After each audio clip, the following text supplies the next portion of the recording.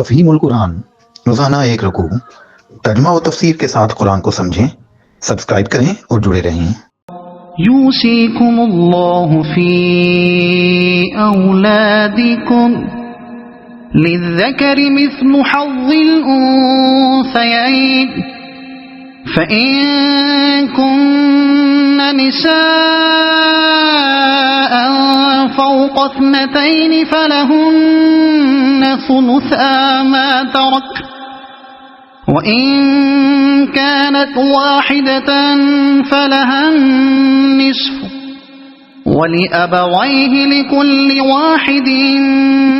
منهما السدس مما ترك إن كان له ولد فإن لم يكن له ولد وورثه أبواه فلأمه الثلث فإن كان له إخوة فلأمه السدس من بعد وصية يوصي بها أو دين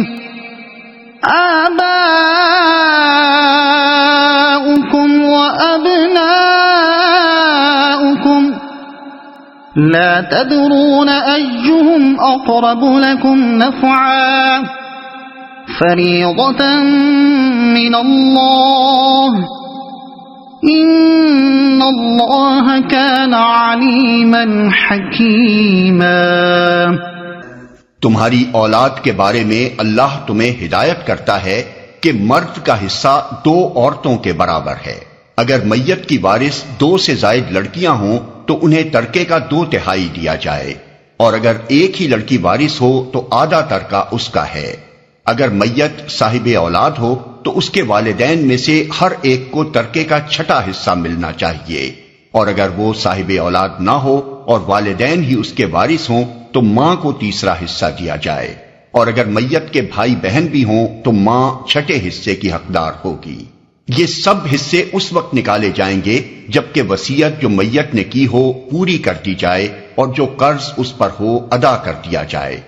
تم نہیں جانتے کہ تمہارے ماں باپ اور تمہاری اولاد میں سے کون بالحاظ نفع تم سے قریب تر ہے۔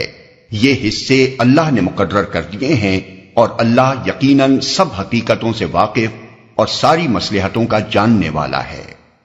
مرد کا حصہ 2 عورتوں کے برابر ہے۔ میراث کے معاملے میں یہ اولین اصولی ہدایت ہے کہ مرد کا حصہ عورت سے دگنا ہے،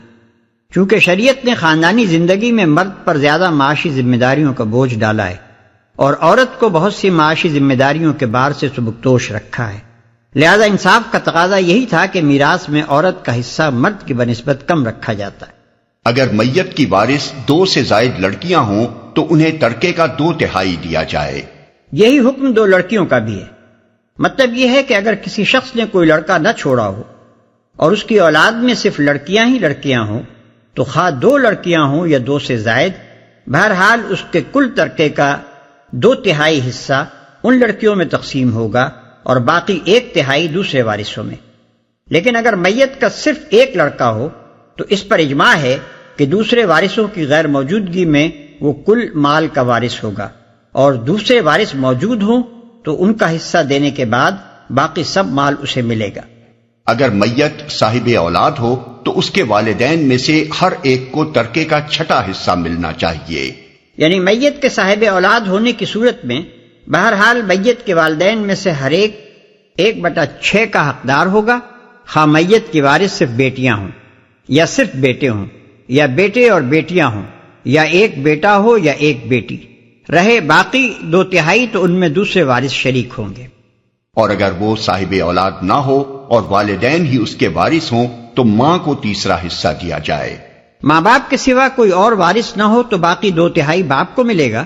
ورنہ 2/3 میں باپ اور دوسرے وارث شریک ہوں گے۔ اور اگر میت کے بھائی بہن بھی ہوں تو ماں 6 حصے کی حقدار ہوگی۔ بھائی بہن ہونے کی صورت میں ماں کا حصہ 1/3 کے بجائے 1/6 کر دیا گیا ہے۔ اس طرح ماں کے حصے میں سے جو 1/6 لیا گیا ہے وہ باپ کے حصے میں ڈالا جائے گا، کیونکہ اس صورت میں باپ کی ذمہ داریاں بڑھ جاتی ہیں۔ یہ واضح رہے کہ میت کے والدین اگر زندہ ہوں تو اس کے بہن بھائیوں کو حصہ نہیں پہنچتا۔ یہ سب حصے اس وقت نکالے جائیں گے جبکہ وصیت جو میت نے کی ہو پوری کر دی جائے اور جو قرض اس پر ہو ادا کر دیا جائے۔ وصیت کا ذکر قرض پر مقدم اس لیے کیا گیا ہے کہ قرض کا ہونا ہر مرنے والے کے حق میں ضروری نہیں ہے اور وصیت کرنا اس کے لیے ضروری ہے، لیکن حکم کے اعتبار سے امت کا اس پر اجماع ہے کہ قرض وصیت پر مقدم ہے، یعنی اگر میت کے ذمے قرض ہو تو سب سے پہلے میت کے ترکے میں سے وہ ادا کیا جائے گا، پھر وصیت پوری کی جائے گی اور اس کے بعد وراثت تقسیم ہوگی۔ وصیت کے متعلق اس سے پہلے ہم بتا چکے ہیں کہ آدمی کو اپنے کل مال کے 1/3 حصے کی حد تک وصیت کرنے کا اختیار ہے، اور یہ وصیت کا قاعدہ اس لیے مقرر کیا گیا ہے کہ قانون وراثت کی روح سے جن عزیزوں کو میراث میں سے حصہ نہیں پہنچتا، ان میں سے جس کو یا جس کو آدمی مدد کا مستحق پاتا ہو اس کے لیے اپنے اختیار تمیزی سے حصہ مقرر کر دے۔ مثلاً کوئی یتیم پوتا یا پوتی موجود ہے، یا کسی بیٹے کی بیوہ مصیبت کے دن کاٹ رہی ہے، یا کوئی بھائی یا بہن یا بھاوج یا بھتیجا یا بھانجا اور کوئی عزیز ایسا ہے جو سہارے کا محتاج نظر آتا ہے، تو اس کے حق میں وصیت کے ذریعے سے حصہ مقرر کیا جا سکتا ہے۔ اور اگر رشتہ داروں میں کوئی ایسا نہیں ہے تو دوسرے مستحقین کے لیے یا کسی رفاع عام کے کام میں صرف کرنے کے لیے وصیت کی جا سکتی ہے۔ خلاصہ یہ ہے کہ آدمی کی کل ملکیت میں سے 2/3 یا اس سے کچھ زائد کے متعلق شریعت نے میراث کا ضابطہ بنا دیا ہے، جس میں سے شریعت کے نامزد کردہ وارثوں کو مقررہ حصہ ملے گا، اور 1/3 یا اس سے کچھ کم کو خود اس کے ثوابدید پر چھوڑ دیا گیا ہے کہ اپنے مخصوص خاندانی حالات کے لحاظ سے، جو ظاہر ہے کہ ہر آدمی کے معاملے میں مختلف ہوں گے، جس طرح مناسب سمجھے تقسیم کرنے کے وصیت کر دے۔ پھر اگر کوئی شخص اپنی وصیت میں ظلم کرے یا بالفاظ دیگر اپنے اختیار تمیزی کو غلط طور پر اس طرح استعمال کرے جس سے کسی کے جائز حقوق متاثر ہوتے ہوں، تو اس کے لیے یہ چارہ کار رکھ دیا گیا ہے کہ خاندان کے لوگ باہمی رضامندی سے اس کی اصلاح کر لیں یا قاضی شرعی سے مداخلت کی درخواست کی جائے اور وہ وصیت کو درست کر دے۔ مزید تفصیل کے لیے ملاحظہ ہو میرا رسالہ یتیم پوتے کی وراثت۔ اور اللہ یقیناً سب حقیقتوں سے واقف اور ساری مصلحتوں کا جاننے والا ہے۔ یہ جواب ہے ان سب نادانوں کو جو میراث کے اس خدائی قانون کو نہیں سمجھتے اور اپنی ناقص عقل سے اس کسر کو پورا کرنا چاہتے ہیں جو ان کے نزدیک اللہ کے بنائے ہوئے قانون میں رہ گئی ہے۔ وَلَكُمْ نِصْفُ مَا تَرَكَ أَزْوَاجُكُمْ إِن لَّمْ يَكُن لَّهُنَّ وَلَدٌ فَإِن كَانَ لَهُنَّ وَلَدٌ فَلَكُمُ الرُّبُعُ مِمَّا تَرَكْنَ مِن بَعْدِ وَصِيَّةٍ يُوصِينَ بِهَا أَوْ دَيْنٍ وَلَهُنَّ الرُّبُعُ مِمَّا تَرَكْتُمْ إِن لَّمْ يَكُن لَّكُمْ وَلَدٌ فَإِن كَانَ لَكُمْ وَلَدٌ فَلَهُنَّ الثُّمُنُ مِمَّا تَرَكْتُم مِّن بَعْدِ وَصِيَّةٍ تُوصُونَ بِهَا أَوْ دَيْنٍ وَإِن كَانَ رَجُلٌ يُورَثُ كَلَالَةً أَوِ امْرَأَةٌ وَلَهُ أَخٌ أَوْ أُخْتٌ فَلِكُلِّ وَاحِدٍ مِّنْهُمَا السُّدُسُ فَإِن كَانُوا أَكْثَرَ مِن ذَلِكَ فَهُمْ شُرَكَاءُ فِي الثُّلُثِ مِن بَعْدِ وَصِيَّةٍ يُوصَى بِهَا أَوْ دَيْنٍ مِن بَعْدِ وَصِيَّةٍ يُوصَى بِهَا أَوْ دَيْنٍ غَيْرَ مُضَارٍّ وَصِيَّةً مِّنَ اللَّهِ وَاللَّهُ عَلِيمٌ حَلِيمٌ۔ اور تمہاری بیویوں نے جو کچھ چھوڑا ہو اس کا آدھا حصہ تمہیں ملے گا اگر وہ بے اولاد ہوں، ورنہ اولاد ہونے کی صورت میں ترکے کا 1/4 حصہ تمہارا ہے، جبکہ وصیت جو انہوں نے کی ہو پوری کر دی جائے اور قرض جو انہوں نے چھوڑا ہو ادا کر دیا جائے، اور وہ تمہارے ترکے میں سے 1/4 کی حقدار ہوں گی اگر تم بے اولاد ہو، ورنہ صاحب اولاد ہونے کی صورت میں ان کا حصہ 8واں ہوگا، بعد اس کے کہ جو وصیت تم نے کی ہو وہ پوری کر دی جائے اور جو قرض تم نے چھوڑا ہو وہ ادا کر دیا جائے۔ اور اگر وہ مرد یا عورت جس کی میراث تقسیم طلب ہے بے اولاد بھی ہو اور اس کے ماں باپ بھی زندہ نہ ہوں مگر اس کا ایک بھائی یا ایک بہن موجود ہو تو بھائی اور بہن ہر ایک کو چھٹا حصہ ملے گا، اور بھائی بہن ایک سے زیادہ ہوں تو کل ترکے کے 1/3 میں وہ سب شریک ہوں گے، جبکہ وصیت جو کی گئی ہو پوری کر دی جائے اور قرض جو میت نے چھوڑا ہو ادا کر دیا جائے، بشرطے کہ وہ ضرر رساں نہ ہو۔ یہ حکم ہے اللہ کی طرف سے، اور اللہ دانا و بینا اور نرم خو ہے۔ اور وہ تمہارے ترکے میں سے 1/4 کی حقدار ہوں گی اگر تم بے اولاد ہو، ورنہ صاحب اولاد ہونے کی صورت میں ان کا حصہ 8واں ہوگا۔ یعنی خواہ ایک بیوی ہو یا کئی بیویاں ہوں، اولاد ہونے کی صورت میں وہ 1/8 کی اور اولاد نہ ہونے کی صورت میں 1/4 کی حصہ دار ہوں گی، اور یہ 1/4 یا 1/8 سب بیویوں میں برابری کے ساتھ تقسیم کیا جائے گا۔ اور بھائی بہن ایک سے زیادہ ہوں تو کل ترکے کے 1/3 میں وہ سب شریک ہوں گے۔ باقی 5/6 یا 2/3 جو بچتے ہیں ان میں اگر کوئی اور وارث موجود ہو تو اس کو حصہ ملے گا، ورنہ اس پوری باقی ماندہ ملکیت کے متعلق اس شخص کو وصیت کرنے کا حق ہوگا۔ اس آیت کے متعلق مفسرین کا اجماع ہے کہ اس میں بھائی اور بہنوں سے مراد اخیافی بھائی اور بہن ہیں، یعنی جو میت کے ساتھ صرف ماں کی طرف سے رشتہ رکھتے ہوں اور باپ ان کا دوسرا ہو، رہے سگے بھائی بہن اور وہ سوتیلے بھائی بہن جو باپ کی طرف سے میت کے ساتھ رشتہ رکھتے ہوں تو ان کا حکم اسی سورہ کے آخر میں ارشاد ہوا ہے، بشرطے کہ وہ ضرر رساں نہ ہو۔ وصیت میں ضرر رسانی یہ ہے کہ ایسے طور پر وصیت کی جائے جس سے مستحق رشتہ داروں کے حقوق تلف ہوتے ہوں، اور قرض میں ضرر رسانی یہ ہے کہ محض حقداروں کو محروم کرنے کے لیے آدمی خواہ مخواہ اپنے اوپر ایسے قرض کا اقرار کرے جو اس نے فی الواقع نہ لیا ہو، یا اور کوئی ایسی چال چلے جس سے مقصود یہ ہو کہ حقدار میراث سے محروم ہو جائیں۔ اس قسم کے زرار کو گناہ کبیرہ قرار دیا گیا ہے۔ چنانچہ حدیث میں آیا ہے کہ وصیت میں نقصان رسانی بڑے گناہوں میں سے ہے،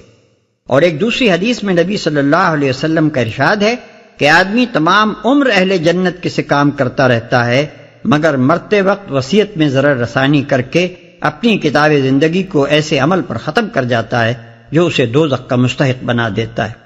یہ ضرار اور حق تلفی اگرچہ ہر حال میں گناہ ہے، مگر خاص طور پر کلالہ کے معاملے میں اللہ تعالیٰ نے اس کا ذکر اس لیے فرمایا کہ جس شخص کے نہ اولاد ہو نہ ماں باپ ہوں، اس میں عموماً یہ میلان پیدا ہو جاتا ہے کہ اپنی جائیداد کو کسی نہ کسی طرح تلف کر جائے اور نسبتاً دور کے رشتہ داروں کو حصہ پانے سے محروم کر دے۔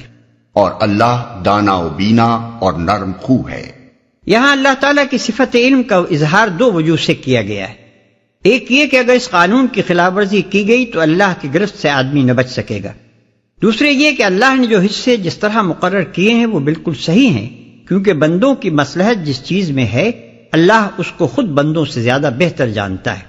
اور اللہ کی صفت حلم یعنی اس کی نرم خوئی کا ذکر اس لیے فرمایا کہ اللہ نے یہ قوانین مقرر کرنے میں سختی نہیں کی ہے، بلکہ ایسے قاعدے مقرر کیے ہیں جن میں بندوں کے لیے زیادہ سے زیادہ سہولت ہے تاکہ وہ مشقت اور تنگی میں مبتلا نہ ہوں۔ تلك حدود الله ومن يطع الله ورسوله يدخله جنات تجري من